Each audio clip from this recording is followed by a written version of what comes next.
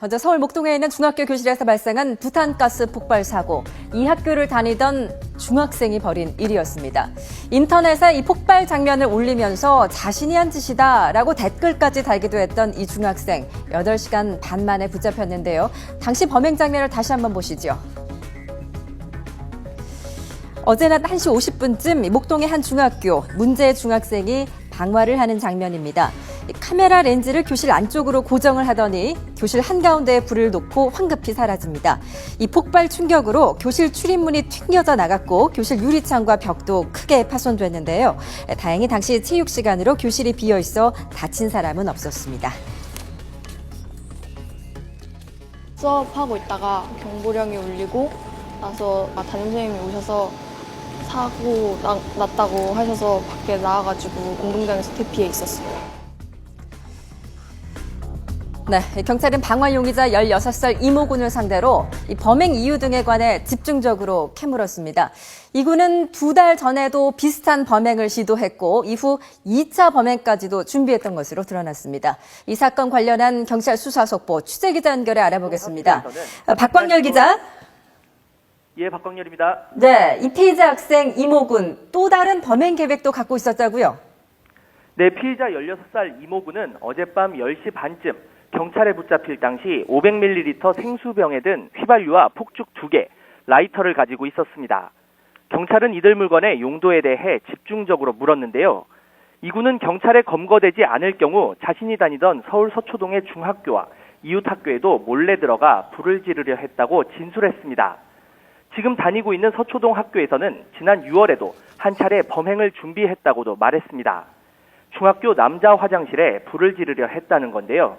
당시에는 물총과 기름을 이용해 불을 붙이려다 교사에게 제지당했고 학교 측 권유로 입원 치료를 받게 된 것으로 알려졌습니다. 이군은 이런 범행 방법을 유튜브 동영상을 보고 배웠다고 말했는데요. 버지니아 공대 총기 난사 피의자 조승희 동영상 같은 것도 이때 참고했다고 합니다. 아직 이군 스스로 이야기한 과대망상 등의 실제 병력은 확인되지 않았습니다. 네, 이군 상당히 솔직하게 범행 사실을 털어놓은 것 같은데요. 범행 동기는 파악이 됐습니까? 네, 이군은 중학교 2학년 때 서초동 학교로 전학을 갔습니다. 이후로 친구들과 잘 어울리지 못했고 학교 생활 적응에 어려움을 겪었다고 말했습니다. 학교 폭력이나 왕따를 당하지는 않았지만 학생들과 같이 지내기가 불편했다는 겁니다. 이 같은 이유로 이군은 대안학교로 옮기려고 했는데 마침 범행 당일인 어제가 입학하는 날이었습니다. 대안학교로 가려다 도중에 마음이 바뀌어 본인에게 익숙한 예전 학교로 간 것입니다. 이군 스스로 과거 범행 시도나 추가 계획을 밝히긴 했지만 실제 누군가를 공격할 생각은 없었던 것으로 보입니다. 이군은 학생들을 다치게 할 의도는 없었다고 진술하고 있고 범행도 체육 수업으로 빈 교실에서 이뤄졌습니다. 범행 이후에는 담임 선생님과 통화하며 자신이 피의자라는 사실을 알리기도 했습니다. 하지만 추가 범행 계획이 있었고 교실에서 현금 7만 원과 신용카드를 훔쳐나온 사실도 드러나 경찰은 이군에 대해 조만간 구속영장을 신청할 계획입니다. 지금까지 사회부에서 YTN 박광열입니다. 네. 이군 경찰 조사에서 조승희처럼 기록을 남기고 싶었다라는 말도 했다고 합니다. 마치 자신의 범죄 행위에 대해 죄책감을 느끼기는커녕 어떤 영웅 심리에 사로잡혀 있는 것 같기도 한데요. 실제 자신이 촬영한 범행 장면을 인터넷에 올리고 또 댓글까지 달면서 충격을 주기도 했었죠.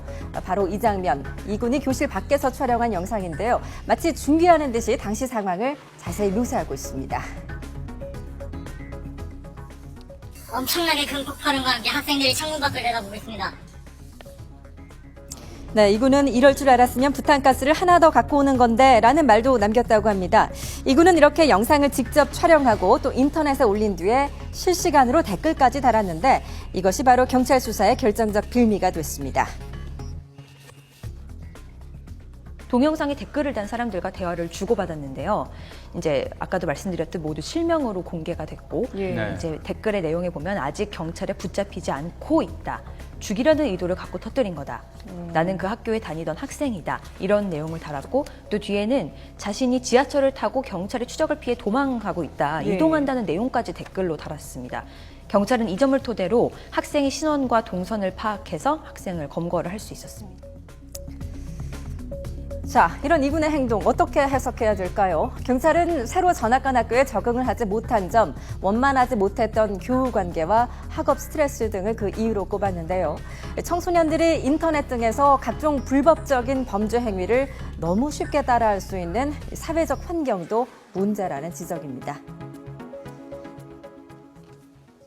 이 이유를 저는 이제 한 두 가지 정도로 보는데 첫 번째는 하나의 이 학교를 적응하지 못했던 점, 또 하나는 이렇게 어떻게 이 어린 학생이 이렇게 치밀하게 이런 범행을 저지를 수 있었을까? 그거는 아무래도 앞에 말씀하셨듯이 어떤 그런 IS 같은 경우에는 자신들이 어떤 테러를 저지르고 이거를 자랑하듯이 인터넷에 올리지 않습니까? 이런 점, 그리고 각종 이런 불법적인 이런 테러 그런 방법들, 어떤 뭐 폭발성 물질들을 폭발하는 방법 이런 것들을 인터넷을 통해서 쉽게 접할 수가 있습니다. 청소년들이 이런 것들이 모두 조합하다 보니 이 학생의 어떤 이런 그릇된 마음이 이런 어떤 좀 위험한 범죄로 발현이 된 것 같습니다.